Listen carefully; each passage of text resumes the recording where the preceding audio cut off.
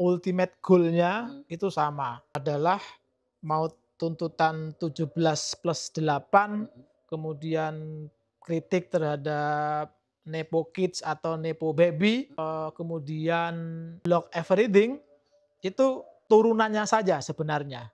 Tetapi pondasinya atau tujuan utamanya, ultimate goal-nya itu bagaimana menuntut tanggung jawab negara dan kepengurusan negara yang sudah ditunjuk dan dibayar oleh rakyat menjalankan tanggung jawabnya dengan sebaik-baiknya. Nah, di sini kita bisa flashback ke diskusi atau debat tentang negara. Apa sih negara itu? Meskipun tidak ada definisi yang benar-benar clear tentang negara, tetapi dari sana kita bisa memahami bahwa pemerintah, orang menyebutnya ya, kalau saya lebih biasa sebenarnya membiasakan diri untuk menyebut pengurus negara. Itu dibentuk berdasarkan kesepakatan bersama, berdasarkan kontrak bersama. Supaya apa?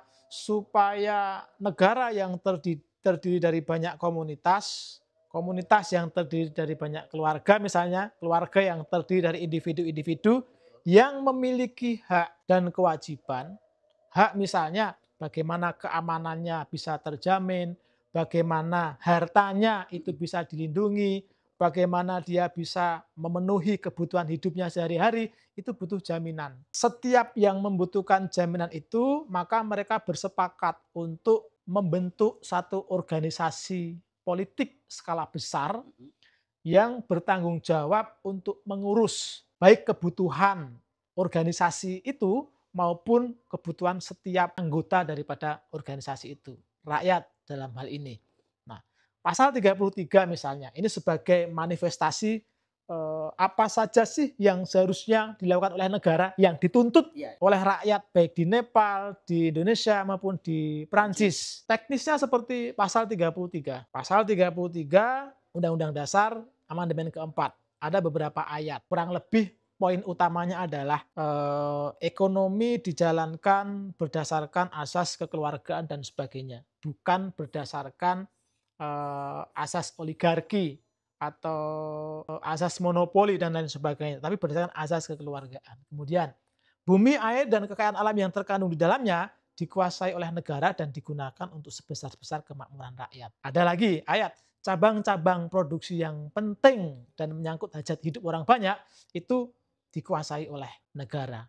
Dan penyelenggaraannya itu untuk tujuan kesejahteraan bersama. Itu pasal teknis sebenarnya yang menerjemahkan negara harus menjalankan peran seperti apa. Jadi negara itu bukan entitas yang terpisah atau bertolak belakang dengan warga, dengan rakyat. Justru negara pada prinsipnya adalah bagian dari rakyat, bagian dari komunitas bangsa, bagian dari kewargaan secara menyeluruh yang secara spesifik bertugas untuk mengurus semuanya. Nepal, Indonesia, Prancis protes, kritik sampai demonstrasi besar-besaran, kemudian terjadi chaos, negara lumpuh dan sebagainya. Mereka menuntut negara sebagai organisasi politik yang kami bentuk, yang kita bentuk bersama-sama.